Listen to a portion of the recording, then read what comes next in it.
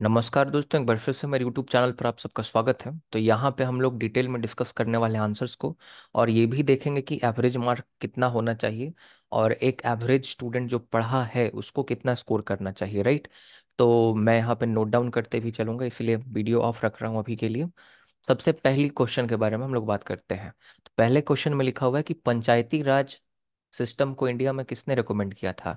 इसमें मैं आपको बता दूं कि इसमें मेरे ख्याल से 80 to 90% जो क्वेश्चन है वो बिल्कुल हमारे CUET PG 2024 के नोट्स से आए हैं, बैच के नोट्स से आए हैं। तो इसमें इसका आंसर बलवंत राय मेहता कमेटी हो जाएगा। बलवंत राय मेहता कमेटी ने सबसे पहली बार 3 टियर पंचायती राज सिस्टम के बारे में आपका बात किया था। तो NTA ने भी सही आंसर दिया है। अब इसके बारे में हम लोग दूसरे क्वेश्चन में चले जाते हैं। दूसरा क्वेश्चन है, Latin America provide the best instances of the technocratic culture. Latin America में आपको टेक्नोक्रेटिक कल्चर का सबसे बेस्ट इंस्टेंस देखने को मिलेगा। Techno boys were cohort of European और American trained graduates mainly in economics और engineering who influenced the economic policy making in such continent, notably the Chile, the final decades of which century। तो ये mainly आपका 20th century का बात है। देखिए, technocratic culture क्या होता है, जिसमें जो एक्सपर्ट्स होते हैं, एक्सपर्ट्स के पास जो है मिनिस्ट्री होती है, राइट। तो ये टेक्नोक्रेटिक कल्चर जो हमें देखने को मिलता था आपका लेट 20th सेंचुरी में देखने को मिलता था, मेनली चिली में था और बाकी भी लैटिन अमेरिकन कंट्रीज में। तो ये इसका सही आंसर हो जाएगा। 20th century would be the correct answer. Okay, NTA ने भी मेरे ख्याल से करेक्ट आंसर ही किया है इसका। इसको भी आपको चैलेंज करने की जरूरत नहीं है, लेकिन इसको आपको आंसर नहीं करना चाहिए था, अनआंसर्ड इसको छोड़ देना चाहिए था। ओके, तो यहाँ पे अभी तक एक ऐसा क्वेश्चन है जो कि अनअटेम्प्ट करके छोड़ना चाहिए था, इस पे हमें रिस्क नहीं लेना चाहिए था, राइट, क्योंकि ये थोड़ा सा टफ था। अगर आपको डिटेल में पता नहीं होता इसके बारे में तो आपसे गलती होने के चांसेस हैं। आगे हम लोग चलते हैं। रूसो, अगर आपने रूसो का मेरा लेक्चर भी अगर सेमेस्टर 6 में पढ़ा होगा तो आप जानते हैं कि रूसो जो है वो पॉपुलर सोवेरेनिटी को सपोर्ट करता है, जो बड़ा आसान सा क्वेश्चन है, एकदम इजी सा। उसके बाद आगे हम लोग चलते हैं। देखिए, हमेशा मैंने आपको एक टेक्निक बताया है कि आप लोग सही आंसर और सही स्टेटमेंट पकड़ने के चक्कर में ना रहें। आप लोगों को क्या करना है कि आप लोगों को सबसे गलत स्टेटमेंट देखना है कि सबसे गलत स्टेटमेंट क्या दिया हुआ है। अगर आपको कोई स्टेटमेंट नहीं भी पता तो भी उस पर डॉट लगा के आगे बढ़ते रहना है और सबसे गलत स्टेटमेंट देखना है। ये स्ट्रैटेजी मैं हमेशा अपने बैचेस में आपको बताता रहा हूँ। The agenda is a broad intergovernmental agreement that acts post 2015 development agenda. तो 2015 के बाद ही जो है यूनाइटेड नेशन जो सस्टेनेबल डेवलपमेंट आपका गोल था, जो SDG गोल्स था, वो आया था। तो ये तो करेक्ट लग रहा है, लेकिन अभी देखिए इसको डॉट लगा देते हैं। मानिए आपको इसके बारे में नहीं पता, ओके, तो आगे कैसे करेंगे, एक सेकंड बस। चलिए अब आगे हम लोग बढ़ते हैं, सेकंड वाले में चलते हैं हम लोग। It does not distinguish between the developed and developing countries. अब आपको इसके बारे में नहीं पता और आगे थोड़ा चलते हैं। It is based on United Nation resolution entitled future we want. Okay, मान लीजिए आपको ये भी नहीं पता। और आगे बढ़ते हैं। The role of civil society is significantly restricted in this agenda. आप बताइए कि अगर सस्टेनेबल डेवलपमेंट अचीव करना चाहते हैं तो क्या बिना सिविल सोसाइटी के रोल के आप सस्टेनेबल डेवलपमेंट को अचीव भी कर सकते हैं? You tell me that. आप कभी बिना सिविल सोसाइटी के रोल के सस्टेनेबल डेवलपमेंट को अचीव कर ही नहीं सकते। तो ये तो कॉमन सेंस का बात है, तो ये तो हम काट देंगे। तो जब ये आपका कट जाएगा तो उसके बाद आपका बचेगा क्या? तो यहां से डी गया, यहां से डी गया। अब आपको ये तो जरूर पता होगा, राइट, ये काफी। अब यहाँ पे दो ऑप्शन आपके बचते हैं, यहाँ A और B ऑप्शन बचता है और A, B और C ऑप्शन बचता है। तो यहाँ पे आप 50-50 का चांस ले सकते थे, या द फ्यूचर वी वांट बहुत फेमस है, ये मैंने क्लासेस में भी मेरे ख्याल से बता रखा है, जो SDG गोल्स हैं उसी में ये आपका एजेंडा आया था, राइट। तो इसीलिए आपका A, B एंड C वाला जो है ये आपका ऑप्शन हो जाएगा, ये आपको टिक करना है। इसके बाद हम लोग आगे चलते हैं। अब ये भी बहुत आसान सा क्वेश्चन है। इसमें देखिए आप क्या क्या जानते हैं, सबसे पहले उसको आप देखने का कोशिश करें। तो एल्मंड एंड सिडनी वर्बा ये किससे जुड़ा हुए हैं? तो ये पॉलिटिकल कल्चर से जुड़े हुए हैं और ये सिविक कल्चर के बारे में बात करते हैं। तो ए का तो 4 हो जाएगा। तो ए का 4 अगर आप देखिएगा पांचवें ऑप्शन में तो एक ही में मिल ही रहा है आपको। तो ये तो पहले से ही आंसर हो गया आपका। ओके, ये आंसर हो जाएगा। बी का फिर उसके बाद 1 हो गया। फिर उसके बाद आंद्रे गुतर फ्रैंक का तो आपको पता ही होगा, capitalism and under development in Latin America. तो ये वाला आपका ऑप्शन हो गया, बहुत आसान क्वेश्चन था। और जो वाल्टर रुडने हैं उनका हो गया how the Europe under developed Africa, तो काफी आसान सा क्वेश्चन था। उसके बाद हम लोग आगे चलते हैं। यहाँ पे अगेन मैं आपको बोलूंगा, आपको रॉन्ग आंसर ढूंढने का कोशिश करना है कि सबसे गलत स्टेटमेंट कौन सा है, और आपको अपने आप आंसर मिल जाएगा। अगर आप डिपेंडेंसी थ्योरी के बारे में पढ़े हैं, अगर आप मेरे सेमेस्टर 3 के भी लेक्चर्स देखते होंगे आईआर के, तो मैंने आपको डिपेंडेंसी थ्योरी, जिसमें मैंने रिकार्डो के बारे में आपको पढ़ाया है, कार्डोसो के बारे में आपको पढ़ाया है, जिसमें मैंने आपको एजी फ्रैंक के बारे में पढ़ाया है। इसी डिपेंडेंसी थ्योरी का थोड़ा एडवांस वर्जन को हम लोग वर्ल्ड सिस्टम थ्योरी कहते हैं, जो इमैनुअल वॉलरस्टीन ने दिया है। तो इमैनुअल वॉलरस्टीन हो गए, एजी फ्रैंक हो गया, क्या ये रियलिस्ट हैं? ये मार्क्सिज्म के अंतर्गत आता है। तो इसका मतलब जो ऑप्शन नंबर बी है, ऑप्शन नंबर बी तो इसमें हो ही नहीं सकता, ये सबसे गलत स्टेटमेंट दिया हुआ है, राइट। तो जहां जहां बी है उसको काट दीजिए, इसको काट दीजिए, इसको काट दीजिए और इसको काट दीजिए, और ये आपका आंसर बन गया। तो इसीलिए मैं हमेशा अपने स्टूडेंट्स को कहता हूँ, मैं 3 बार जेआरएफ क्वालिफाइड हूँ, और हाईएस्ट नंबर लाके, मे बी इंडिया में सबसे ज्यादा ज्यादा स्कोर करके। तो मैं यही स्ट्रैटेजी अपनाता हूँ। मैं कभी भी ये सोचने में टाइम वेस्ट नहीं करता कि realism explain power politics in term of egoism.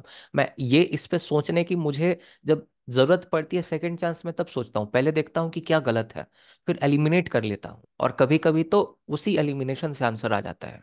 तो बाकी पढ़ने का जरूरत ही नहीं पड़ता।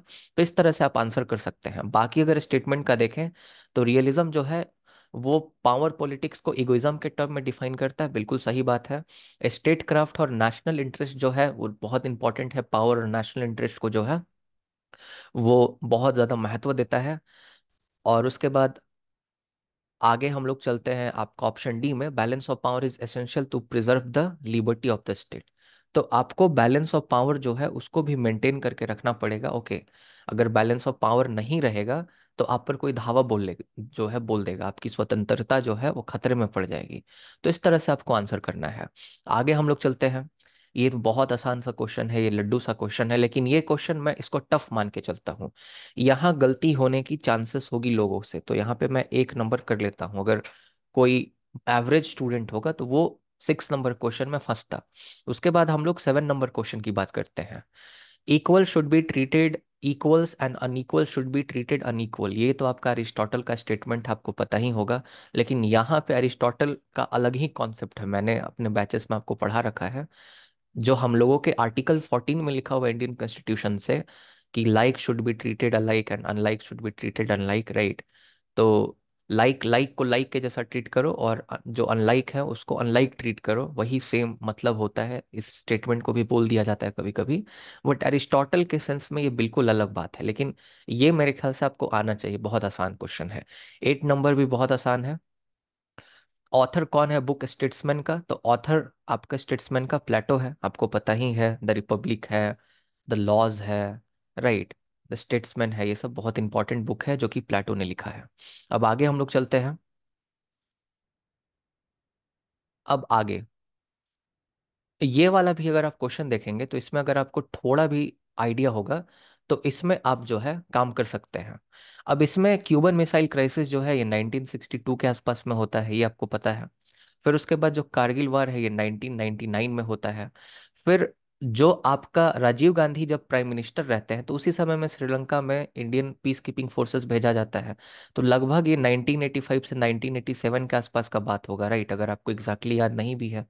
पर्ल हार्बर में जो है जापानीज ने अटैक किया था 1941 में, इसके हिसाब से अगर आप आंसर बनाने की कोशिश करेंगे, तो क्या आपका आंसर बन जाएगा? तो सबसे पहले आपका हो जाएगा पर्ल हार्बर का अटैक ही हो जाएगा सबसे पहले। तो डी नंबर हो गया। तो सबसे पहले डी हो जाएगा, फिर उसके बाद ए हो जाएगा, ए के बाद सी हो जाएगा, और सी के बाद बी हो जाएगा, कारगिल वाला हो जाएगा। तो ये भी मैं काफी आसान क्वेश्चन मान के चलूंगा, जिसको थोड़ा बहुत भी आइडिया है वो एक क्वेश्चन को कर लिया होगा। स्पिरिट ऑफ लॉ बुक किसने लिखा है? मॉन्टेस्क्यू लिखा है, इसमें तो दिमाग लगाने की भी जरूरत नहीं है। ये क्वेश्चन, जैसा कि मैंने आपको कहा कि ये क्वेश्चन ड्रॉप होगा, और मैं आपको फिर से बता दूं, जो क्वेश्चन ड्रॉप होता है उसमें जिसने अटेम्प्ट किया सिर्फ उसी को मार्क्स मिलता है। और सबको क्वेश्चन को चैलेंज करने की जरूरत नहीं, अगर कोई भी अगर क्वेश्चन चैलेंज करता है तो क्वेश्चन ड्रॉप होगा, तो सबको नंबर मिलता है, ओके। जैसे मुंबई अटैक जो है 2008 में हुआ था, पार्लियामेंट वाला 2001 में हुआ था, जो आपका जो पुलवामा में हुआ था ये 2019 में हुआ था, वैलेंटाइन के समय में, चुनाव के पहले। और उरी वाला 2016 में हुआ था। तो बस ये करेक्ट है, तो इसका आंसर ओनली डी होना चाहिए था। बाकी सबके सब गलत है। ओके, तो यहाँ पे ऐसा कोई ऑप्शन नहीं है, इसीलिए ड्रॉप होगा। एक चीज और, आप जो मार्क फॉर रिव्यू करते हैं, मार्क ऑफ फॉर रिव्यू वाले क्वेश्चन में आपको मार्क्स मिलता है अगर सही होता है, और गलत होता है तो -1 भी होता है, राइट। अब यहाँ पे बहुत आसान सा क्वेश्चन है कि कॉन्स्टिट्यूशन में किस ऑर्डर में इनको जो है लगाया गया है। तो equality of opportunity in the matter of public employment, ये आपका आर्टिकल 16 में लिखा हुआ है, आपको पता होगा। Protection of life and personal liberty, ये आपका आर्टिकल 21 में है, right to life and personal liberty में, राइट। फिर protection against arbitrary arrest. Okay, तो आर्बिट्री अरेस्ट के अगेंस्ट प्रोटेक्शन आपको आर्टिकल 22 में दे रखा है। Freedom of speech and expression जो है वो आर्टिकल 19 में आपको देखने को मिलेगा, राइट। तो इसको आप लगा के देखते हैं। सबसे पहले क्या होना चाहिए? सबसे पहले होना चाहिए ए के बाद क्या होना चाहिए? सबसे पहले ए होना चाहिए, ए के बाद डी होना चाहिए, राइट। तो ए होना चाहिए, ए के बाद डी होना चाहिए, डी के बाद बी होना चाहिए, और बी के बाद आपका सी होना चाहिए। तो ये आपका करेक्ट ऑप्शन हो गया। बहुत आसान सा क्वेश्चन था, मुझे नहीं लगता कि इसमें गलत होने के चांसेस होंगे। अब ये आप एकदम बहुत पहले से पढ़ते हुए आ रहे होंगे कि politics is the authoritative allocation of the values, right. ये आपका स्टेटमेंट डेविड ईस्टन के द्वारा दिया गया है, इसमें गलती करने का तो कोई गुंजाइश होना ही नहीं चाहिए। अब ये क्वेश्चन के बारे में हम लोग देखते हैं, हिस्टोरिकल मटेरियलिज्म के कॉन्सेप्ट के बारे में यहाँ पे दिया हुआ है। अब वापस से फिर से हम गलत स्टेटमेंट को खोजने का कोशिश करेंगे। अगर मुझे कोई स्टेटमेंट नहीं आता तो हम देखेंगे कि सबसे गलत इसमें कौन सा हमें लग रहा है, बस आपको उसको समझने की कोशिश करनी है। तो हिस्टोरिकल मटेरियलिज्म में मटेरियलिस्टिक कॉन्सेप्शन ऑफ हिस्ट्री है। अगर आपने मेरे मार्क्सिज्म के लेक्चर को देखा होगा तो मैंने बता रखा है। चलिए, फिर भी आपको डाउट है, डॉट लगा लीजिए, आगे बढ़ते हैं। Engels credited Angels credited Marx with being the originator of the historical materialism. इसमें भी आपको डाउट है, इसको आप लगा लीजिए। Marks contents that the political structure of the society, marks हमेशा इकोनॉमिक स्ट्रक्चर ऑफ सोसाइटी पर फोकस करता है। इसीलिए ग्रामसी उसके थ्योरी को, मार्क्स की थ्योरी को कहता है कि ये इकोनॉमिक डिटर्मिनिज्म से ग्रसित है। ये बात एम एन रॉय भी कहते हैं, जो कि एक मार्क्सिस्ट थिंकर रहते हैं। तो पॉलिटिकल स्ट्रक्चर नहीं होना चाहिए, इकोनॉमिक स्ट्रक्चर होना चाहिए। मतलब सी ऑप्शन गलत हो जाएगा, तो जहां जहां सी है उसको काट दीजिए। ये कट गया, ये कट गया, ये कट गया, तो ए बी डी आपका आंसर हो गया, सिंपल सा है, राइट। तो इसका मतलब ये भी स्टेटमेंट सही दिया हुआ है और ये भी स्टेटमेंट सही दिया हुआ है। बाकी आपको पढ़ने की भी जरूरत नहीं, इसी तरह से हम लोग क्वेश्चन लगाते हैं कभी भी एग्जाम देते हैं, तो राइट। और हमेशा आप ध्यान में रखिएगा, एनटीए जो है यूजीसी नेट का एग्जाम लेता है, जेआरएफ का लेता है, सीयूटी पीजी का होता है, क्वेश्चन हमेशा ऐसा देता है कि जो आप आसानी से सॉल्व कर लिख। इस तरह का क्वेश्चन, इसमें आपको पकड़ना रहता है कि सबसे गलत स्टेटमेंट कौन सा है, और उसके बाद आपको आंसर मिल जाता है। ओके, तो बाकी भी सही है कि एंजल्स जो है कार्ल मार्क्स को क्रेडिट करते हैं कि भाई उन्होंने ही हिस्टोरिकल मटेरियलिज्म के कॉन्सेप्ट को दिया था, राइट। और जो आपका सोसाइटी में जो रिलेशन ऑफ प्रोडक्शन होता है, उसी से आपका जो है डेवलप होता है आगे, जो आपका जो मटेरियल फोर्सेस है वो आगे डेवलप होता है। इसके बारे में मैंने डिटेल में मार्क्सिज्म में बात किया है, उतना हम लोगों को जानने का इसमें जरूरत था नहीं। ओके, अब यहाँ पे क्या दिया हुआ है, which of the statement are correct about the council of state. अब वापस से इसमें सबसे गलत स्टेटमेंट ढूंढिए, सही स्टेटमेंट के चक्कर में ही नहीं पड़ना है हमें। तो सेकंड स्टेटमेंट देखिए, 1/4 of the member of council retire on the expiry of every second year. तो राज्यसभा के जैसा काउंसिल ऑफ, देखिए यहाँ काउंसिल ऑफ स्टेट लिखा हुआ है, काउंसिल ऑफ स्टेट मतलब राज्यसभा होता है, राइट।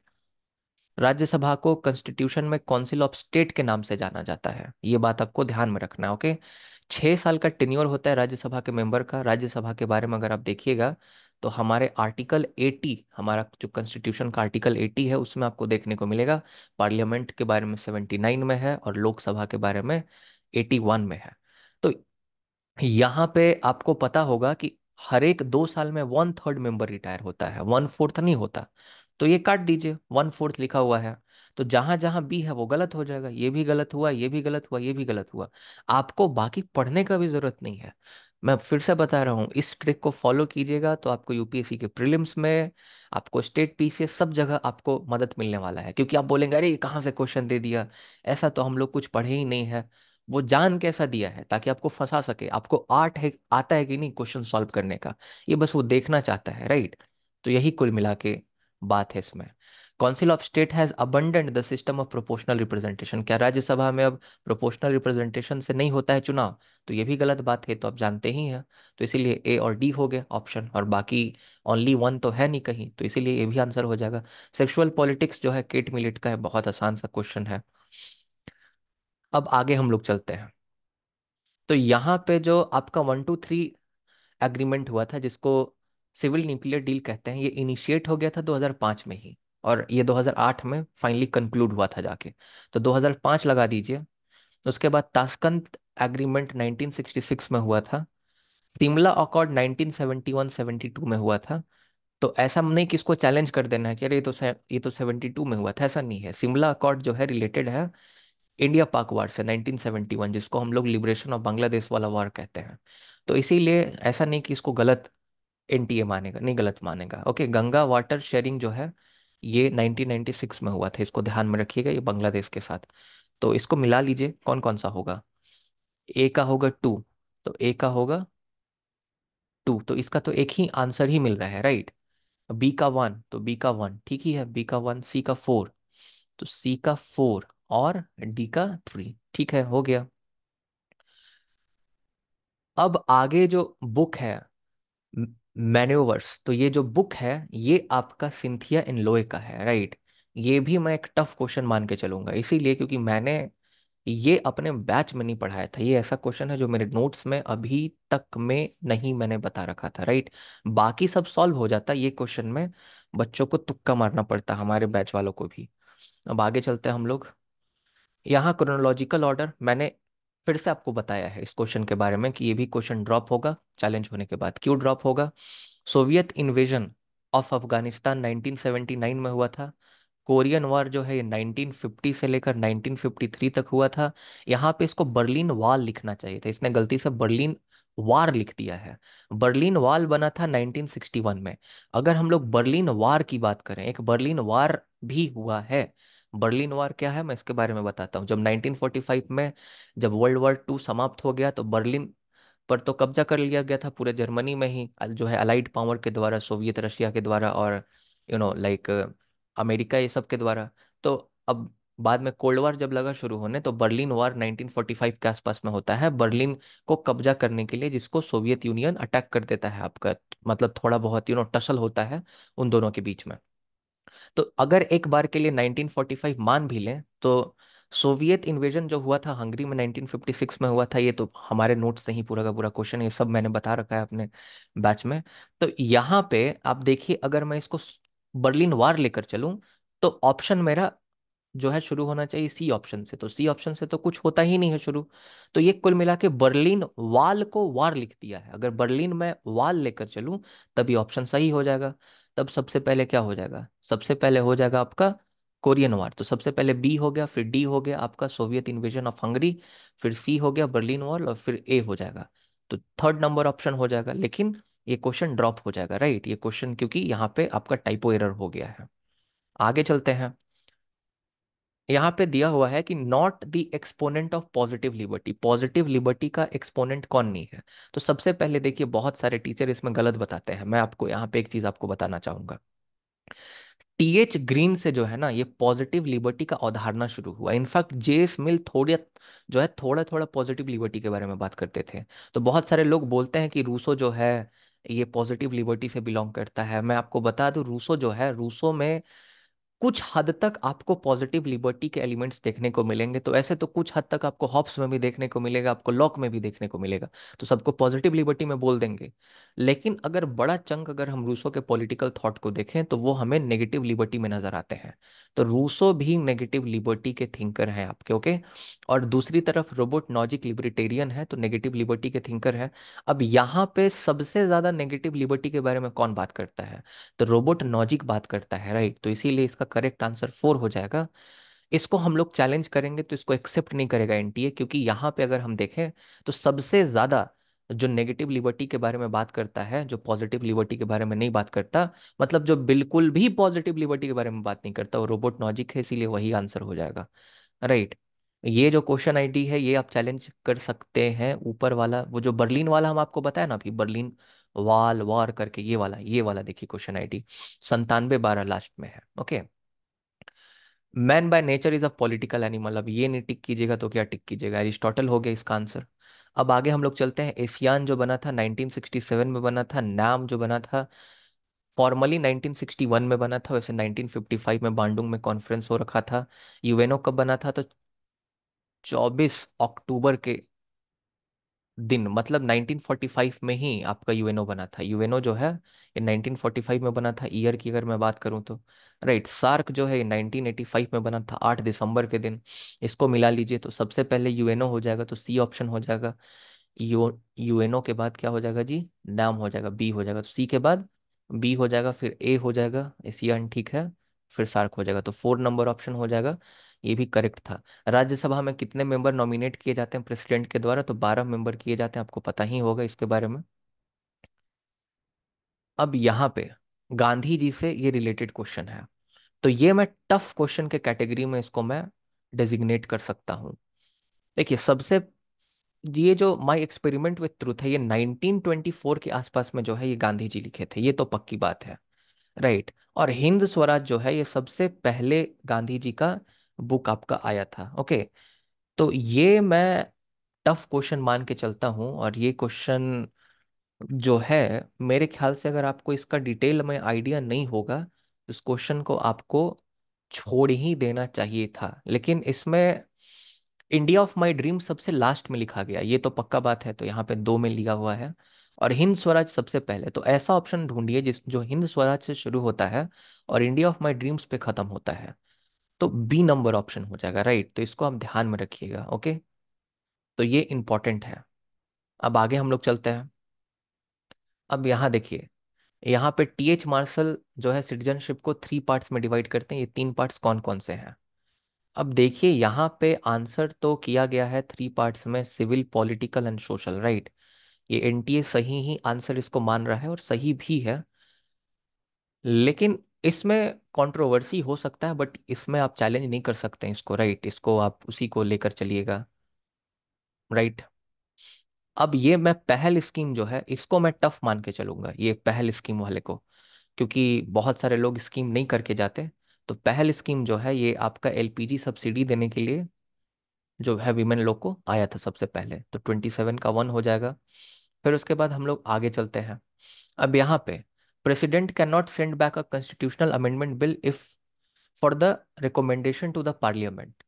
तो प्रेसिडेंट जो है ना उनको कॉन्स्टिट्यूशनल अमेंडमेंट बिल पर साइन करना ही पड़ता है, बॉन्ड होते हैं president. Right, like president is bonded to sign on that. Okay, तो ये वाला स्टेटमेंट जो है ये तो सही है आपका ए। ओके, तो सब में ए तो आ ही रहा है, ये 4 तो गया।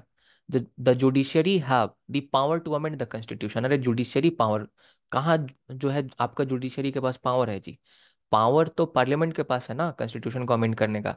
तो जहां जहां बी है उसको काट दीजिए, ये गया, ये गया, ये गया, तो 2 आंसर हो गया। अब आगे पढ़ने का भी जरूरत नहीं है। The state legislature can not initiate the bill for the amendment of constitution, सही बात है, अमेरिका में इनिशिएट कर सकते हैं, इंडिया में ऐसा कोई प्रावधान नहीं है। पार्लियामेंट जो है वो बेसिक स्ट्रक्चर को नहीं अमेंड कर सकता, ये केशवानंद भारती में ही आपका जजमेंट आया था, आपको पता ही है। तो आप एक गलत पकड़िएगा तो आपका तुरंत बन जाएगा। राइट, उसके बाद इंडिया और पाकिस्तान को लेकर जो है आपका कौन सा जो है जो आपका रिवर ट्रीटी का विवाद चल रहा है, तो इंदस वाटर ट्रीटी। इस दिन मेरा भाई का बर्थडे है, तो ये 19 सितंबर 1960 में ये साइन किया गया था, ये डेट भी कभी कभी पूछ लिया जाता है, तो इंदस वाटर ट्रीटी इसका आंसर हो जाएगा। अब यहाँ पे इस क्वेश्चन के बारे में बात करते हैं। देखिए इस क्वेश्चन में सब बुक आपको जानने का जरूरत नहीं है, यहाँ अगर आप एक भी बुक जानिएगा ना तो आप इसका आंसर टिक करके ले जाइएगा। राइट, तो यहाँ पे हमें एक बात जरूर पता है कि आपका towards a new public administration Minnowbrook perspective जो है ये आपका 1968 के मेनूब्रुक कॉन्फ्रेंस से जुड़ा हुआ जो आपका मुद्दा आया था उसमें मैंने आपको पढ़ाया था। इसमें मैंने डिवाइट वाल्डो और फ्रैंक मरीनी के बुक बताए थे, तो डिवाइट वाल्डो तो है ही नहीं ऑप्शन में, तो फ्रैंक मरीनी हो जाएगा, तो बी का 1 हो जाएगा। राइट, तो बी का 1 दिया हुआ है, 2 ठो में दिया हुआ है। ओके, उसके बाद आगे हम लोग एक और ऑप्शन अगर यहाँ पे टिक कर लेंगे तो ये आंसर हमें आ जाएगा, तो इसको हम लोग एक और ऑप्शन टिक करेंगे। अब यहाँ पे अगर आप देखिएगा तो आमतौर पर जब हम लोग ऐसे क्वेश्चन सॉल्व करते हैं तो इसमें हमें ऑप्शन से पकड़ने की कोशिश करनी चाहिए, आप ऑप्शन से भी इसको पकड़ सकते हैं। तो यहाँ पे ए का 4 दो ठो में दिया हुआ है, तो मोस्ट प्रोबेबली जो है ये आपका ए का 4 ही होगा। और अगर आप सच में देखिएगा तो ए का 4 ही होगा। मेकिंग डेमोक्रेसी वर्क, ये आपका रॉबर्ट पुटनम के बुक का नाम है।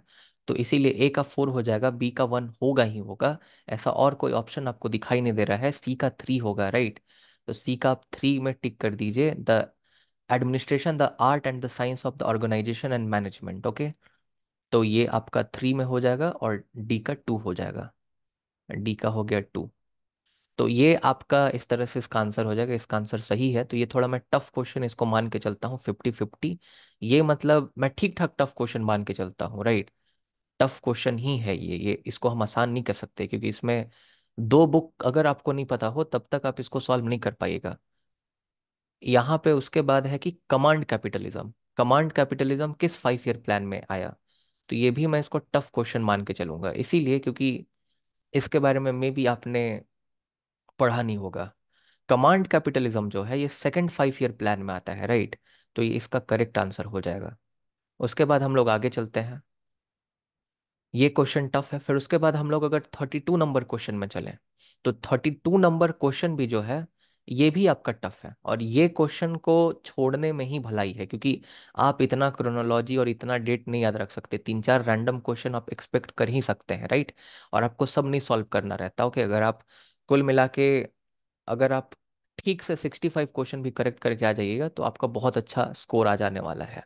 ओके, तो इसीलिए ये क्वेश्चन आपको अटेम्प्ट नहीं करना चाहिए था, अनआंसर्ड छोड़ देना चाहिए था। तो ये नॉट आंसर्ड है, राइट। इसका आंसर एनटीए ने क्या दिया है एक बार मुझे चेक कर लेने दीजिए। 9706 का आपका कोड है, और 9706 के कोड में एनटीए इसका आंसर करता है ऑप्शन नंबर 3। तो DABC, तो ये आपका इसका करेक्ट आंसर हो जाएगा। तो सबसे पहले डी हो जाएगा, फिर ए हो जाएगा, ए हो जाएगा, फिर बी और सी हो जाएगा। ये इस तरह का रैंडम क्वेश्चन है, इसके लिए हमें चिंता नहीं करना। अब लीगल थ्योरी ऑफ सोवेरेनिटी जो है ना, ये आपका जॉन ऑस्टिन देते हैं। अब यहाँ पर भी बहुत लोगों को कंफ्यूजन हो सकता है, राइट, कि जिन बोदिन क्यों नहीं आंसर होगा, क्योंकि आप अगर एंड्रो हेउड में पढ़ेंगे तो आपको वहां पे जिन बोदिन देखने को मिलेगा।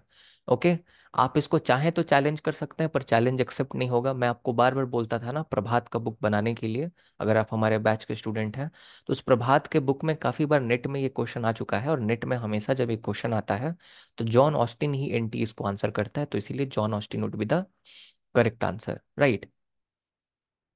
अब यहाँ पे हम लोग देखते हैं कि इसका क्या आंसर होने वाला है। तो यूएन का जो सैन फ्रांसिस्को का चार्टर था, जिसमें 50 स्टेट ने साइन किया था, ये जून 1945 के आसपास में हुआ था। फिर उसके बाद स्विस कैनाल क्राइसिस के टाइम में यूएन का peace keeping forces Swiss canal गया था, तो 1956 में स्विस कैनाल क्राइसिस हुआ है।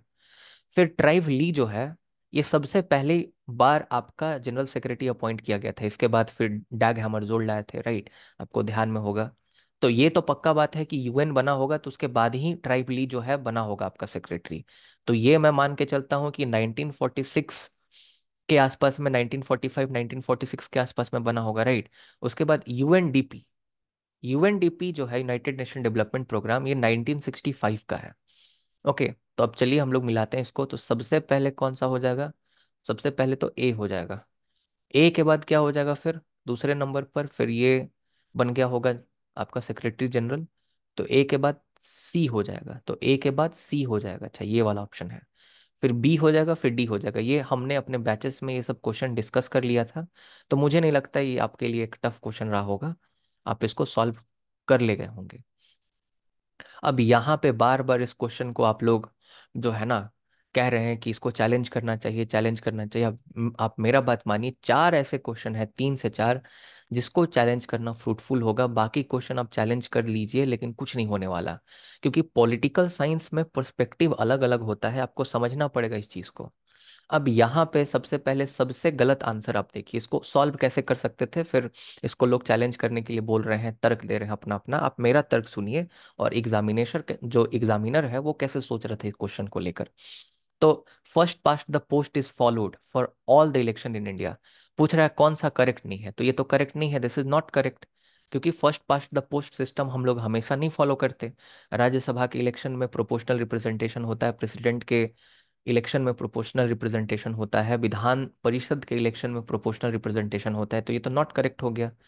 Election commission of India does not supervise the panchayat and municipal election, ये करेक्ट है। मतलब ये करेक्ट है, तो नॉट करेक्ट पूछ रहा है, तो जहां जहां बी है उसको उड़ा दीजिए, इसको उड़ा दीजिए, इसको उड़ा दीजिए, इसको उड़ा दीजिए। तो आंसर आपका वन होगा, और वन ही आंसर किया हुआ है। क्योंकि जो पंचायती राज बॉडीज है और जो म्युनिसिपैलिटी है उसका इलेक्शन के बारे में आपको 243 आर्टिकल के में देखने को मिलेगा, जो कि पंचायती राज से डील करता है। यहाँ स्टेट इलेक्शन कमीशन के बारे में दिया हुआ है। स्टेट इलेक्शन कमीशन जो है ये मेनली आपका ऑपरेट करता है इन चीज़ों में। अब यहाँ पे president can not remove the election commissioner, ये भी गलत स्टेटमेंट है, this is also not correct, क्योंकि प्रेसिडेंट इलेक्शन कमिश्नर को रिमूव कर सकते हैं। अब यहाँ पे आप लोग जो तर्क दे रहे हैं ना, इसको आप समझने की कोशिश कीजिए। मुझे पता है कि एक चीफ इलेक्शन कमिश्नर होता है, और बाकी जो इलेक्शन कमिश्नर्स होते हैं ना, उनका अपॉइंटमेंट करना ये प्रेसिडेंट का डिस्क्रिशनरी पावर होता है। प्रेसिडेंट चाहे तो कर भी सकता है, नहीं भी कर सकता। मुझे ये भी पता है कि 1940 सॉरी 1950 में सबसे पहली बार जब आपका जब आया था 25 जनवरी के दिन स्टैब्लिश हुआ था इलेक्शन कमीशन ऑफ इंडिया। इस दिन हम लोग मनाते हैं national voters day. Sukumar Sen पहले आपके चीफ इलेक्शन कमिश्नर हुए। तो इस समय सिर्फ एक ही चीफ इलेक्शन कमिश्नर हुआ करते थे, और कोई इलेक्शन कमिश्नर्स नहीं होते थे। ओके, आगे अगर हम बात करें तो 1989 में एक चीफ इलेक्शन कमिश्नर और दो इलेक्शन कमिश्नर्स को सबसे पहली बार अपॉइंट किया गया, और इसको मल्टी मेंबर बॉडी बनाया गया, इलेक्शन कमीशन ऑफ इंडिया को। आप लक्ष्मीकांत जाके पढ़िएगा ध्यान से। उसके बाद ऐसा क्यों किया गया इस टाइम में? ऐसा इसीलिए इस टाइम में किया गया क्योंकि आपका 61st कॉन्स्टिट्यूशनल अमेंडमेंट एक्ट पास हुआ था, और इस अमेंडमेंट एक्ट से 18 साल उम्र कर दिया गया था वोटर जो है बनने का, 21 ईयर से। तो बहुत सारे जो है वोटर्स को जोड़ना था हमें वोटिंग लिस्ट में, इसीलिए ऐसा किया गया, राइट। उसके बाद वापस से 1990 में इसको वापस ये जो दो इलेक्शन कमिश्नर्स है इसको हटा दिया गया। ओके, तो जब हटा दिया गया तो फिर से सिर्फ एक चीफ इलेक्शन कमिश्नर बचा। लेकिन फिर 1993 में आपका फिर से दो इलेक्शन कमिश्नर्स को इसमें जोड़ दिया गया, और अभी तक यही सिचुएशन चल रहा है। ये बात समझ में आया? आप मुझे कमेंट में ये ना समझाएं कि ये जो इलेक्शन कमिश्नर्स हैं इनको अपॉइंट करना डिस्क्रिशनरी होता है, ये जरूरी नहीं होता, ऑप्शनल होता। मुझे पता है ये बात, मैं जानता हूं। यहाँ पे देखिए, अब बात समझिए। यहाँ पे लिखा हुआ है कि appointment of more than one election commissioners. आप बात समझ रहे हैं? यहाँ चीफ इलेक्शन कमिश्नर का तो बात ही नहीं कर रहा है, तो इसको तो हटा दीजिए।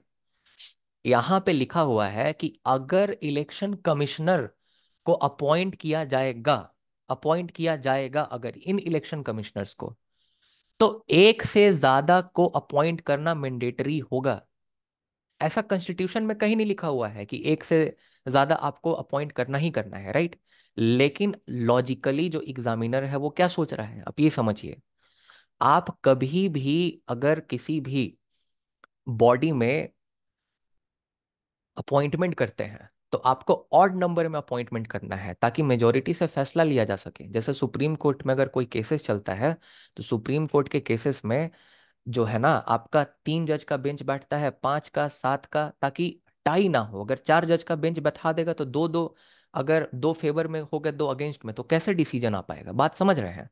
तो अगर यहाँ लिखा हुआ है कि अगर इलेक्शन कमिश्नर्स का अपॉइंटमेंट होगा, राइट, तो एक से ज्यादा करना पड़ेगा। तो बिल्कुल सही बात है भाई, एक से ज्यादा करना पड़ेगा, क्योंकि एक तो चीफ इलेक्शन कमिश्नर्स तो है ही वहां पे, उसका तो बात ही नहीं करना है, राइट।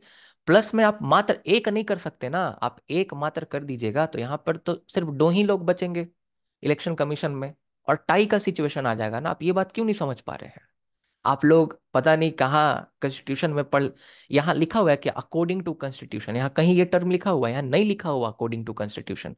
तो वर्डिंग में ऐसा नहीं लिखा हुआ है कि एक करना है कि दो करना है, लेकिन अगर इलेक्शन कमिश्नर्स का अपॉइंटमेंट होगा तो मोर देन वन करना मैंडेटरी हो जाता है। लॉजिकली लॉजिकली ये स्टेटमेंट करेक्ट है, और एग्जामिनर यही सोच के स्टेटमेंट दिया है, और थोड़ा आपको घुमाने का कोशिश किया है, मुझे तो यही लगता है। बाकी आप करना चाहते हैं तो आप इसको शौक से चैलेंज कीजिए, मुझे नहीं लगता ये ड्रॉप करेगा। आगे हम चलते हैं। प्रेसिडेंट जो है लोकसभा को डिसॉल्व करेंगे, तो कैसे डिसॉल्व करेंगे? जब रिकमेंडेशन होगा काउंसिल ऑफ मिनिस्टर का तभी डिसॉल्व करेंगे, राइट। काउंसिल ऑफ जो मिनिस्टर है उसके रिकमेंडेशन पर करते हैं। अब यहाँ पे नॉन कॉपरेशन मूवमेंट जो है 1920 में शुरू हुआ था, 5 फरवरी के दिन, if I am not wrong, 3 फरवरी की 5 फरवरी। अब यहाँ पे हम तैयारी करके नहीं आते और नोट्स बना के कि कौन सा आंसर करेक्ट होगा, ओके। जैसे आप एग्जाम में क्वेश्चन सॉल्व कर रहे होंगे, हम भी एग्जाम के जैसा क्वेश्चन सॉल्व कर रहे हैं, पहले से कुछ प्रिपरेशन और प्रेशर नहीं रहता है, तो एक आधा डेट उधर उधर हो सकता है, राइट। 5 फरवरी की 3 फरवरी के आसपास में 1922 में चौरी चौरा का इंसिडेंट होता है, और चौरी चौरा के इंसिडेंट के बाद वापस बुला लिया जाता है नॉन कॉपरेशन मूवमेंट। तो तीसरा वाला ऑप्शन हो जाएगा, राइट। अब यहाँ पे आगे हम लोग चलते हैं। अब यहाँ पे प्रिंसिपल ऑर्गन यूएन का कौन कौन सा, यूएनओ का तो 6 प्रिंसिपल ऑर्गन है। कौन कौन सा 6 प्रिंसिपल ऑर्गन है? United nation general assembly, United nation security council, फिर ट्रस्टशिप काउंसिल है, फिर आपका इकोसोक है, इकोसोक है, राइट। और आपका इंटरनेशनल कोर्ट ऑफ जस्टिस है, और आपका यूएन सेक्रेटेरिएट है, ओके। यूएन सेक्रेटेरिएट, यही 6 आपके प्रिंसिपल ऑर्गन्स हैं। और बाकी सब एजेंसीज हैं, जैसे यूनिसेफ हो गया, जैसे यूनेस्को हो गया, ये सब आपके एजेंसीज हैं, स्पेशलाइज्ड एजेंसीज को बोला जाता है, एफएओ हो गया, ये सब, ओके। तो ये वाला जो है ये गलत हो जाएगा, बाकी सब सही हो जाएगा। ए बी और सी सिक्योरिटी काउंसिल है ही इसमें। ट्रस्टशिप काउंसिल को इसको हटा दिया गया था, मतलब सस्पेंड कर दिया गया था 1994 में। बट फॉर्मली अभी ये काम कर, लाइक, है ही, बुक में तो लिखा ही हुआ है अभी भी, राइट। लाइक जो चार्टर है यूएन का, उससे तो डिलीट नहीं किया गया है। तो इसका आंसर ए बी और डी हो जाएगा, ये वाला हो जाएगा, ओके। मेरे ख्याल से आंसर भी सही था। सॉफ्ट स्टेट का कॉन्सेप्ट ये बहुत बार क्लासेस में हमने डिस्कस कर रखा है। जो गुनर मैडरल है ये सॉफ्ट स्टेट के कॉन्सेप्ट को देता है, इसको हमें ध्यान में रखना है। जॉन रॉल्स के बुक का नाम, जॉन रॉल्स जो है थ्योरी ऑफ जस्टिस लिखता है, रोबर्ट नॉजिक जो है एनार्की स्टेट एंड यूटोपिया लिखता है, एडम स्मिथ का वेल्थ ऑफ नेशंस है, फ्रांसिस फुकुयामा का the end of history and the last man. अब इसको मिलाइए, ए का 2 नंबर, तो ए का 2 नंबर, तो बन गया जी, ए का 2 नंबर खत्म। बी का 4, बहुत आसान क्वेश्चन है, बी का 4, सी का 1, सी का 1, और डी का 3, डी का 3, चलिए यही आंसर हो जाएगा। बहुत आसान क्वेश्चन था। अब यहाँ पे देखिए, ये वाले क्वेश्चन को भी काफी लोग चैलेंज करने के लिए बोल रहे हैं। अब ये क्वेश्चन अगर आप चैलेंज कीजिएगा ना, तो ये क्वेश्चन का चैलेंज नहीं एक्सेप्ट होगा। यहाँ लिखा हुआ है कि मेन रीजन क्या है कोलैप्स का। जब सोवियत यूनियन कोलैप्स हुआ तो उसका मेन रीजन क्या है, ओके, इस चीज को समझिए।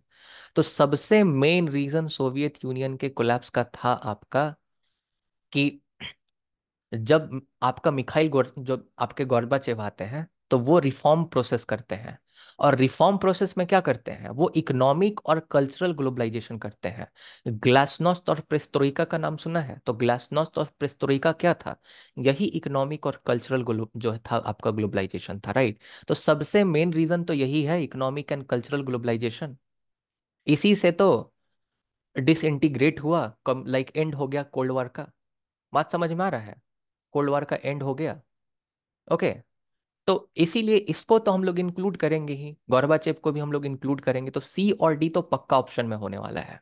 ध्यान में रखिए, सी डी एक ही में दिया हुआ है जो कि 3 है, तो ए भी होगा। स्ट्रक्चरल वीकनेस तो था ही सोवियत स्टाइल कम्युनिज्म में, राइट। बहुत ज्यादा सेंट्रलाइजेशन था, लोग जो है उनको फ्रीडम नहीं मिलता था, तो काफी सारा स्ट्रक्चरल वीकनेस भी आपको वहां देखने को मिलता है। अब यहाँ पे आपका तर्क है कि भाई सोवियत इन्वेजन जो हुआ था 1979 में, और 1989 तक 10 साल तक अफगानिस्तान में युद्ध लड़ा, मुजाहिदीन, ये सब वाला मैटर हुआ, तो क्या ये रीजन नहीं है एंड ऑफ कोल्ड वॉर का?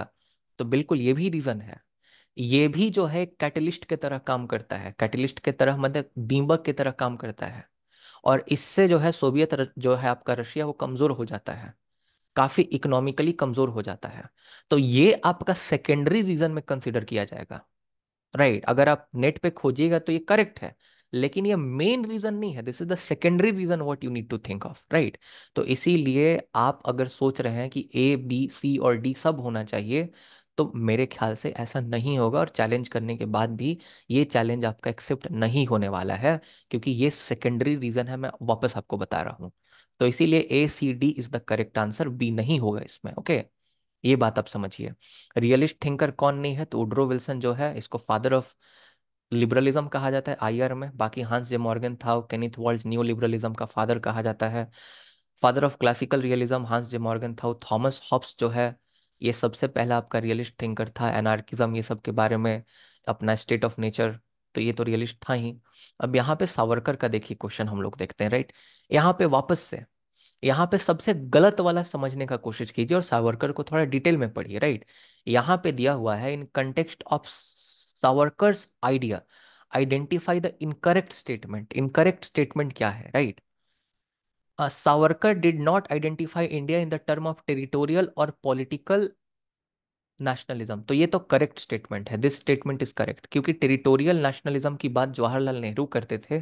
सावरकर जो है वो कल्चरल नेशनलिज्म से जुड़े हुए हैं, तो इसीलिए this is the correct option. ये इनकरेक्ट स्टेटमेंट पूछ रहा है, आगे बढ़ते हैं।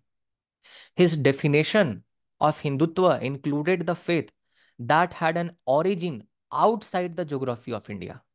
अब यहाँ पे आप समझिए, हिंदुत्व, हु आर हिंदूज, अगर आप देखिएगा सावरकर को थोड़ा डिटेल में जाकर पढ़िएगा और थोड़ा कंपेयर कीजिएगा, जो MS गोलवालकर हैं, जो हेडगेवार हैं, थोड़ा डिटेल आपको जानना पड़ेगा इसके बारे में।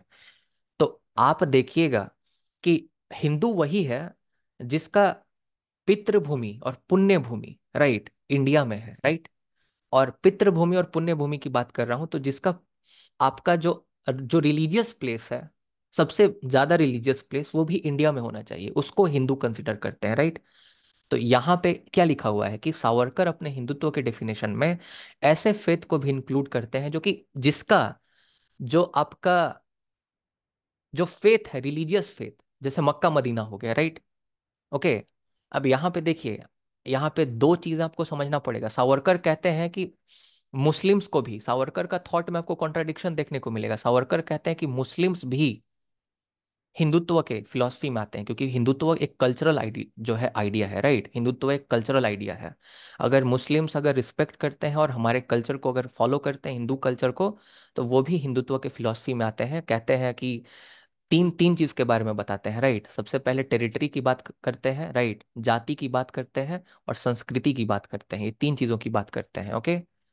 तो टेरिटरी की बात करते हैं, जाति की और संस्कृति, ये तीन चीजों की बात करते हैं। तो यहाँ पे तो आपको लग सकता है कि नहीं, जो बाहर के लोग हैं, राइट, जो बाहर के लोग हैं उनको भी यहाँ पे इंक्लूड किया गया है। कहते हैं कि भाई, कन्याकुमारी से लेकर, कश्मीर से लेकर कन्याकुमारी तक जितने भी लोग रहते हैं और जो भारत के कल्चर में फेथ दिखाते हैं, वो हिंदुत्व के फिलॉसफी में आते हैं। तो इस तरह से तो मुस्लिम भी हिंदुत्व के फिलॉसफी में आ जाएंगे। मुस्लिम भी वो भी आपका ये जो हिंदू नेशनलिज्म है, इस परव्यू में आ जाएंगे।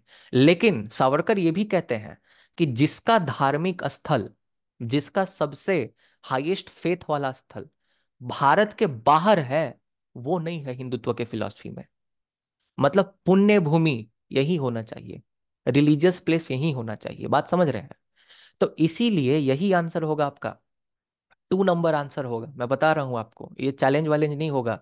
ये सब बकवास बात है। आप लोग कम ज्ञान के बाद आप कमेंट करते रहते हैं और हम ही को सिखाते हैं। पहले आप JRF का कभी एग्जाम दीजिएगा, MA में जाइएगा ना, और देखिएगा क्या होता है। हम 3 बार JRF क्वालिफाइड हैं, और ऐसी, अब हम क्या इसमें बोले, तो इसीलिए ये चैलेंज नहीं होगा। अब देखिए इसका आंसर क्या है, मुझे तो लगता है ये 2 होना चाहिए इसका, okay.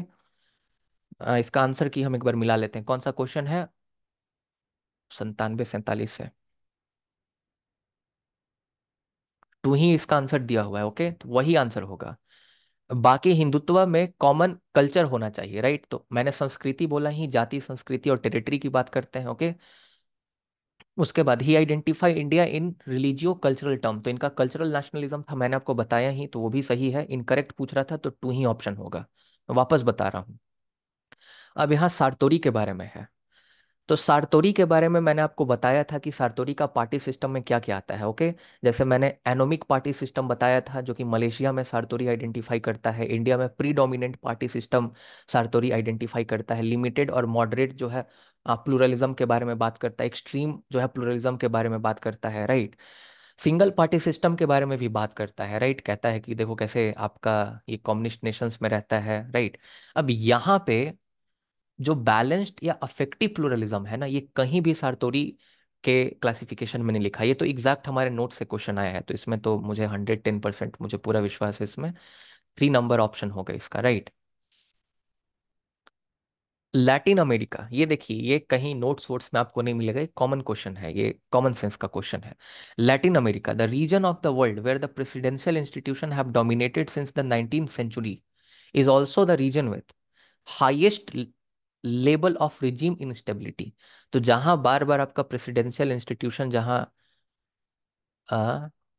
Latin America the region of world presidential dominated 19th century, highest number of women has been the president. अब लैटिन अमेरिका में, साउथ अमेरिका में highest number of women president बनी, हमको नहीं लगता है। Highest number of elections take place, वहां तो आपका मिलिट्री रिजीम बार बार आ जाता है। Highest level of economic development, अरे काहे का इकोनॉमिक डेवलपमेंट, जो वेनेजुएला है भूखे मर रहा है, और बाकी जितना कंट्री है वो भी बहुत बुरा हाल है उन लोगों का। तो रिजीम इंस्टेबिलिटी बहुत ज़्यादा रहा है आपका 19th सेंचुरी में लैटिन अमेरिका में। बार बार आपका क्या उसको कहते हैं जी, बार बार दिकू हो जाता था। दिकू मतलब तख्ता पलट हो जाता था। ओके। अब ये तो अगर आप अभी राजा राम मोहन रॉय के बारे में आप जानते होंगे तो आपको पता ही है। Precepts of Jesus the guide of peace and happiness, ये राम मोहन रॉय का आपका बुक है। ओके। कमिंग टुगेदर फेडरलिज्म, हम लोग होल्डिंग टुगेदर फेडरलिज्म है। ओके, हम लोग कमिंग टुगेदर फेडरलिज्म का पार्ट नहीं है। कमिंग टुगेदर फेडरलिज्म का पार्ट अमेरिका है, राइट। तो अमेरिका कमिंग टुगेदर फेडरलिज्म का पार्ट है, और अमेरिकन फेडरलिज्म पे ही स्विट्जरलैंड का फेडरलिज्म बना हुआ है। तो ये बड़ा आसान सा क्वेश्चन था। चलिए, हमारे स्टूडेंट ने भी करेक्ट आंसर किया था इसका। तो ये आपको समझना है। अगर आप प्रणब वर्धन के बारे में पढ़िएगा तो coming together and holding together federalism के बारे में वो बात करते हैं। ओके, इंडियन थिंकर है मार्क्सियन। ये तो अब आपने मेरा यूट्यूब वीडियो देखा तो उसमें भी मैंने बता रखा है कि Marxian theory of surplus value है, ये डेविड रिकार्डो से इंस्पायर्ड है, राइट। अब क्योटो प्रोटोकॉल कब हुआ था? 1997 में हुआ था। 2005 से लागू हुआ था 2012 तक। रियो अर्थ समिट 1992 में हुआ था। कोपनहेगन समिट 2009 में हुआ था। जोहानिसबर्ग समिट को सेकेंड अर्थ समिट कहा जाता है, 2002 में हुआ था। अब इसको मिलाइए, ये भी हमारे नोट से क्वेश्चन है, एकदम एग्जैक्ट आया हुआ है। अब यहाँ पे एक चीज़ मैं आपको बता दूं, मेरा 2025 के लिए भी सीयूईटी पीजी का बैच चल रहा है, आप उसको देख कर खरीद सकते हैं। ये आप अपॉर्चुनिटी बिल्कुल मिस मत कीजिए। आप पढ़ो तो ऐसे सर्च करेंगे, आप मेरा वेबसाइट पर जो है रिडायरेक्ट कर दिए जाएंगे। आप मेरे वेबसाइट पर जब जाएंगे तो यहाँ पे 2025 का ऑनलाइन कोर्स आपको देखने को मिलेगा। इसके बारे में आप पूरा डिटेल ले लें, आप इसका रिव्यूज़ देख लें पूरी तरह से। डिटेल्स लेकर यहाँ पे जो 2024 के बैच के स्टूडेंट्स हैं, मेरे बैच के स्टूडेंट्स 260 प्लस प्लस मार्क्स लाए हैं, एवरेज में 220 के आसपास में मार्क्स आया है, राइट। तो इतने सारे रिव्यूज़ हैं, सब इंफॉर्मेशन दिया हुआ है। अगर आप चाहते हैं तो आप एडमिशन ले सकते हैं, और सेंट्रल यूनिवर्सिटी तो आपको आराम से मिलेगा ही क्लासेस के बाद। ओके, अब चलिए आगे बढ़ते हैं हम लोग। अच्छा, आगे बढ़ते हैं, इसका आंसर भी करना है जी। तो 1992 में सबसे पहले अर्थ समिट होगा तो बी हो जाएगा। बी के बाद फिर क्या हो जाएगा? ए हो जाएगा। बी के बाद ए हो जाएगा, फिर सी हो जाएगा। नहीं नहीं, एक मिनट। बी के बाद ए हो जाएगा, फिर डी हो जाएगा, डी के बाद सी हो जाएगा, तो 3 नंबर ऑप्शन हो जाएगा, राइट। तो ये भी सही आंसर था। Chronologically arrange the writing of Karl Marx according to the year of publication. अब देखिए, ये क्वेश्चन जो है ना, ये सब क्वेश्चन आपको छोड़ देना चाहिए। ये क्वेश्चन मैं अटेम्प्ट करने तो आपको मना ही करता हूँ, राइट। ये क्वेश्चन मुझे नहीं पसंद, इस तरह के क्वेश्चन जो है। तो यहाँ पे तो आप इतना समझ जाइए। अच्छा, ये इस बुक के बारे में मैं आगे रेफरेंस आपको दूंगा, the 18th Brumaire of Louis Bonaparte, right. इसके बारे में ध्यान में रखिएगा। तो यहाँ पे इसका आंसर क्या होगा जी? सबसे पहले पेरिस मैन्युस्क्रिप्ट लिखा था कार्ल मार्क्स ने, फिर उसके बाद जर्मन आइडियोलॉजी, उसके बाद इनका सबसे फेमस बुक था, राइट। तो जर्मन आइडियोलॉजी सबसे पहले होना चाहिए, तो सी नंबर सबसे पहले होना चाहिए। फिर सबसे पहले सी नंबर होना चाहिए। कौन सा क्वेश्चन आईडी है? 9772।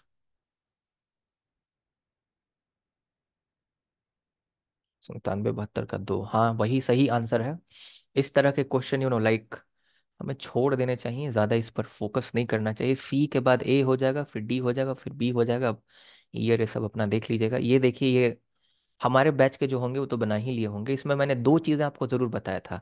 बैरी बुजान के बारे में मैंने आपको बताया था कि बैरी बुजान आपका ह्यूमन सिक्योरिटी स्कूल से बिलोंग करता है, कोपनहेगन स्कूल से, राइट। ये बात मैंने आपको बताया था। अच्छा, ये तो बार बार अगर आप इंटरव्यू देखते होंगे टॉपर्स लोग का, राइट। जेएनयू सब के टॉपर्स तो सब झूठ बोलते रहते हैं कि हमने बिल स्मिथ पूरा पढ़ा, globalization of world politics, globalization of world politics, जो कि बकवास बात है, राइट। ऐसा कुछ बुक ये सब पढ़ने को उतना जरूरत नहीं रहता है। पढ़ सकते हैं, बुक खराब नहीं है, बट अब सब पढ़ ही जाइएगा। टॉपर बनने के बाद तो से तो हम क्या आपको बताएं। तो बी का तो 2 होगा, Baylis and Smith, right. B का 2। तो बी का टू दो जगह है, राइट। तो ये ऑप्शन गया, ये ऑप्शन गया। फिर ये जो आपका है, आपका पावर और रेडिकल व्यू, ये स्टीफन ल्यूकेस का बुक है, राइट। ये थ्री जो है फैसेट ऑफ पावर देता है, तीन तरह के पावर का बात करता है। तो सी का थ्री हो जाएगा, सी का थ्री। अच्छा, ये ऑप्शन नंबर यही हो जाएगा, ए का वन हो जाएगा, बी का टू हो जाएगा, सी का थ्री। और जैसा कि इंटरनेशनल सिक्योरिटी स्कूल से बेरी बुजान बिलोंग करते हैं, तो डी का फोर हो जाएगा। तो ये मेरे ख्याल से इसका आंसर, ये सब आंसर तो सही ही होगा जहां तक हमको लगता है। जॉन लॉक जो है, जिसमें मुझे डाउट था ना, मैंने उसका एनटीए का आंसर चेक किया है, राइट, जिसमें मुझे डाउट लगा। बाकी मेरे ख्याल से एनटीए ऐसा भी बहुत बड़ी टेस्टिंग जो है एजेंसी है, ऐसा नहीं है कि सब गलत करेगा वो आंसर। नेचुरल राइट जो है पीपल का, वो लॉक के अनुसार तो लाइफ, लिबर्टी, प्रॉपर्टी के बारे में बात करते हैं। रिपब्लिक किसने लिखा है? प्लेटो ने लिखा है। लेवियथन हॉब्स ने लिखा है। यहाँ पे मैंने आपको बार बार बोला था कि मैकियावेली फ्लोरेंस जो है, फ्लोरेंस से बिलोंग करते हैं, फ्लोरेंस से, वहाँ के डिप्लोमेट थे, राइट। तो फ्लोरेंटीन हिस्ट्री के बारे में मैकियावेली हो गए। टू ट्रिटीज ऑफ गवर्नमेंट के बारे में लॉक हो गए। तो यहाँ पे ए का हो गया थ्री, ए का थ्री दो ठो में दिया हुआ, तो इसको मारिए, इसको काटिए। ए का थ्री हो गया और बी का हो गया टू। ए का थ्री, बी का टू, राइट। यहाँ पे क्या है? बी का फोर। अच्छा, तो ये हो गया बी का टू, सी का वन और डी का फोर। ये भी बहुत आसान क्वेश्चन, मैं आपको मान के चलूंगा। 1971, आपने सुना होगा कि 1971 में सातवां बेड़ा भेज दिया गया था, सातवां बेड़ा भेज दिया गया था, बार बार आपने सुना होगा। तो ये मैं बहुत आसान क्वेश्चन मान के चलूंगा, ये कॉमन सेंस पर भी है और इसके बारे में हमने काफी बार डिस्कस भी किया है। आप रील्स ये सब भी देखते होंगे, खान सर का वीडियो ये सब भी देखते होंगे कभी कभी, तो आपको मालूम चल गया होगा। 1971 के युद्ध में पाकिस्तान के हेल्प करने के लिए बे ऑफ बंगाल की तरफ जो है यूएसए ने सातवां बेड़ा भेजा था, सेवेंथ फ्लीट भेजा था। तो seventh fleet would be the correct answer, okay. उसके बाद क्या है? अच्छा, पॉलिटिकल डेवलपमेंट को एडमिनिस्ट्रेटिव डेवलपमेंट से कौन लिंक करता है? तो इसका आंसर मैक्स वीबर होगा। मैक्स वीबर कहते हैं कि जब आपके पास तीन तरह के अथॉरिटी के बारे में बात करते हैं, लीगल रैशनल अथॉरिटी जिस कंट्री में है वो एडमिनिस्ट्रेटिवली डेवलप है और पॉलिटिकली भी डेवलप्ड है, राइट। जहाँ पे ट्रेडिशनल अथॉरिटी या क्रिज्मेटिक अथॉरिटी आपको देखने को मिलती है, they are not developed, okay. तो ये इसका आंसर हो जाएगा। सार्क का मेंबर कौन नहीं है? तो म्यांमार सार्क का मेंबर नहीं है, अफगानिस्तान, इंडिया और श्रीलंका सार्क के मेंबर है। म्यांमार बिम्स्टेक का मेंबर है, right, on the other hand. Okay, अब आगे हम बात करते हैं tyranny of majority and note से क्वेश्चन। ये पिछले बार जामिया में भी आया था, एलेक्सिस डी टोकोवेल। ये भी मैंने आपको पढ़ा रखा है। ये भी बहुत आसान सा क्वेश्चन है। नेहरू रिपोर्ट 1928 में आया था। बी आर अम्बेडकर साहब जो है चेयरमैन थे ड्राफ्टिंग कमीशन के, कमेटी के, सॉरी। राजेंद्र प्रसाद जो है प्रेसिडेंट थे कंस्टिट्यूएंट असेंबली के, और सरोजनी नायडू जो है मेंबर थी कंस्टिट्यूएंट असेंबली की। ओके, तो इसका आंसर क्या हो जाएगा? ए का टू। तो ए का टू दो ठो में दिया हुआ है, इसको काट दीजिए, इसको काट दीजिए। अब बी का दिया हुआ है क्या? थ्री। तो बी का थ्री देख लीजिए, तो बी का थ्री, सी का वन, सी का वन और डी का फोर, तो वो आंसर हो गया आपका। आगे बढ़ते हैं। अगर किसी को डिटेन कर लिया गया है तो आप रिट दायर कर सकते हैं। आर्टिकल 32 के तहत सुप्रीम कोर्ट में रिट कर सकते हैं। और आर्टिकल जो है वो 226 के तहत हाई कोर्ट में रिट कर सकते हैं। अब इसमें भी बहुत पेच है। हाई कोर्ट आपका रिट एक्सेप्ट भी कर सकता है, नहीं भी एक्सपेक्ट जो है एक्सेप्ट कर सकता है on based on the fundamental right. लेकिन फंडामेंटल राइट का हनन हो रहा है तो Supreme Court is the guarantor and protector of fundamental right, तो उसको आपका केस एक्सेप्ट करना ही पड़ेगा। हेबियस कॉर्पस इसका आंसर होगा। आपने दृश्य मूवी देखा होगा तो उसमें भी जो विजय सालगांवकर है वो समझाते रहता है, राइट, कि आप हेबियस कॉर्पस का रीड करो। ओके, मूवी देख देख के बहुत चीज सीख लेता है। यहाँ पे पॉलिटिकल कल्चर के बारे में एलमंड वर्बा बात करते हैं। पॉलिटिकल कल्चर में जो है पैरोशियल पॉलिटिकल कल्चर, पार्टिसिपेंट और सब्जेक्ट जो है पॉलिटिकल कल्चर के बारे में बात करते हैं। ऑब्जेक्टिव पॉलिटिकल कल्चर नाम का कोई चीज नहीं होता, नॉट पूछ रहा है, वही आंसर हो जाएगा। आर्टिकल 21 में क्या कवर नहीं किया हुआ है? तो राइट टू लाइवलीहुड कवर किया गया है। अब यहाँ पे देखिए, सबसे बेतुका ऑप्शन चुनिए, राइट टू एक्टिव इंथुनेसिया। तो एक्टिव इंथुनेसिया का मतलब होता है कि आपको मतलब राइट टू डाई है, मरने का अधिकार है, माने जीने के अधिकार में मरने का भी अधिकार है। कि आप किसी को बोल सकते हैं कि भाई मुझे गोली मार दो, आप मुझे मार दो, राइट। या आप जहर खा के मर जाओ किसी से, आप जहर बोलो कि मुझे जहर की इंजेक्शन लगा दो, ऐसा नहीं आप कर सकते, राइट। तो उस इसको एक्टिव इंथुनेसिया कहते हैं। जो मन से मरना चाहता है, मरने के कगार पे नहीं है, मन से मरना चाहता है, तो उसको एक्टिव इंथुनेसिया कहेंगे। पैसिव का मतलब होता है कि मान लीजिए कोई बहुत बीमार था, राइट, हॉस्पिटल में है, उसको ठीक होने का कोई चांस नहीं है, और उसने अपना विल में लिख के दिया था कि अगर मैं ठीक नहीं होऊंगा, कभी ऐसा बीमार पड़ूंगा जिसमें बहुत पैसे खर्च होंगे और ठीक नहीं होऊंगा, तो मुझे मरने के लिए ही छोड़ देना, राइट। तो पैसिव इंथुनेसिया। तो अलग से उसको सपोर्ट नहीं दिया जाएगा, उससे वेंटिलेटर ये सब हटा दिया जाएगा और वो जो है बेचारा अच्छे से अपने देह को त्याग कर लेगा। लेकिन एक्टिव तरीके से कि नहीं गोली मार के मुआ देना, तो ये बात नहीं चलेगा फिर। नीलम संजीवा रेड्डी, राइट। तो सबसे पहले ऐसे प्रेसिडेंट जो अनअपोज्ड इलेक्ट हुए थे, तो सबसे पहले तो जाकिर हुसैन हो जाएंगे पहले नंबर पर इस क्वेश्चन के हिसाब से। वैसे जाकिर हुसैन तीसरे नंबर पे बने थे, इनके बाद वीवी गिरी बने थे, वीवी गिरी के बाद नीलम संजीवा रेड्डी बने थे, राइट। तो इस तरह से क्रोनोलॉजी आपको ध्यान में होगा, मैंने बैच में भी आपको पढ़ा रखा है। तो एक नंबर पे ये हो गया, दो नंबर पे ये हो गया, तीन नंबर पे ये हो गया, चार नंबर पे ये हो गया। तो सबसे पहले क्या होगा, बी होगा, फिर ए होगा, बी होगा, ए होगा, दो में दिया हुआ है, तो इसको काट दीजिए, इसको काट दीजिए, फिर उसके बाद क्या होगा, फिर सी होगा, बी होगा, ए होगा, सी होगा। Option number two would be the correct answer. आगे चलते हैं, आगे वाला क्वेश्चन बहुत आसान है। जेस मिल ऑन लिबर्टी लिखते हैं, रोबोट नॉजिक जो एनार्की स्टेट यूटोपिया, ऊपर में भी ऐसा क्वेश्चन था एक ठो। जॉन रॉल्स जो है अ थ्योरी ऑफ जस्टिस के बारे में बात करते हैं, बिल्कुल सही बात है, और मैकियावेली का बुक का नाम है द प्रिंस। तो वन का टू हो जाएगा, ये क्या ही क्वेश्चन है। तो इससे तो ऐसे ही मिल गया, बी का थ्री हो गया, तो बी का थ्री हो गया, सी का वन हो गया और डी का फोर हो गया। चलिए ठीक बात है। अब यहाँ पे ये भी क्वेश्चन बहुत लोग चैलेंज करने के लिए बोल रहे हैं, ये क्वेश्चन मत चैलेंज कीजिए, आप बात समझिए सबसे पहले। If I am not wrong, L M Singhvi committee को कब जो है वो लाया गया था? L M Singhvi committee constitutionalisation of panchayati raj के बारे में बात करती है। आपने मेरे मॉक्स में या कहीं ये जरूर पढ़ा होगा कि जो लोकपाल शब्द है ना, लोकपाल शब्द की मैं बात कर रहा हूँ, क्वाइन किसने किया था? तो एल एम सिंघवी ने क्वाइन किया था। इंडिविजुअली एल एम सिंघवी ने कॉइन किया था, एल एम सिंघवी कमेटी ने उसको नहीं कॉइन किया था। एक सेकंड बस रुकिएगा। एल एम सिंघवी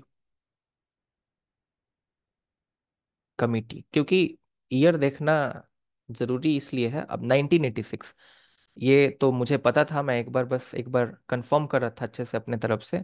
तो ये तो बिल्कुल भी आंसर नहीं होगा एल एम सिंघवी। क्यों नहीं होगा? क्योंकि एल एम सिंघवी ने लोकपाल टर्म को कॉइन कर दिया था आपका 1963 के आसपास में ही, ये मुझे पक्का पता है। लोकपाल टर्म को कॉइन किया था कि एक लोकपाल होना चाहिए, ओबर्ट्समैन जो स्वीडन से लिया गया है, एक लोकपाल होना चाहिए। तो एक कमिटी फिर आया ही कहाँ से?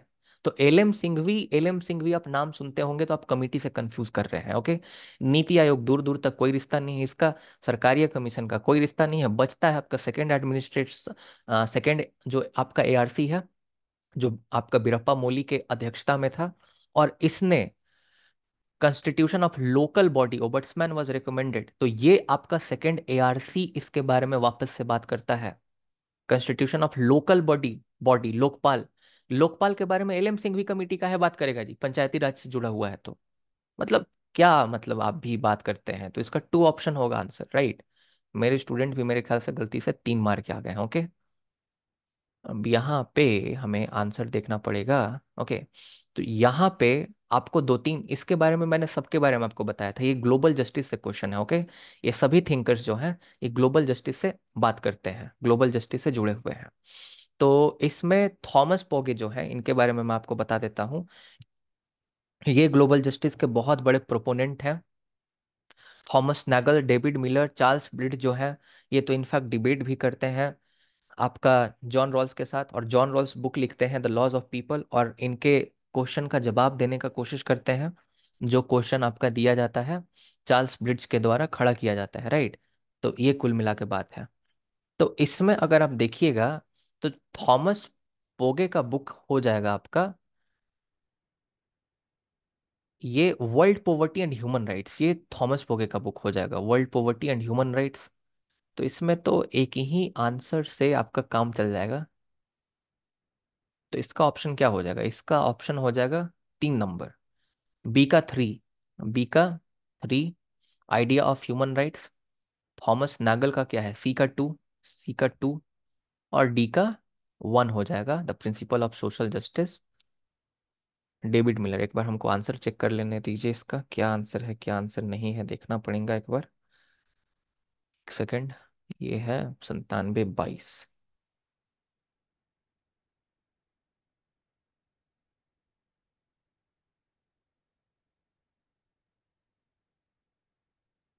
करेक्ट है, ये करेक्ट है। 97/22 का 3 नंबर ऑप्शन है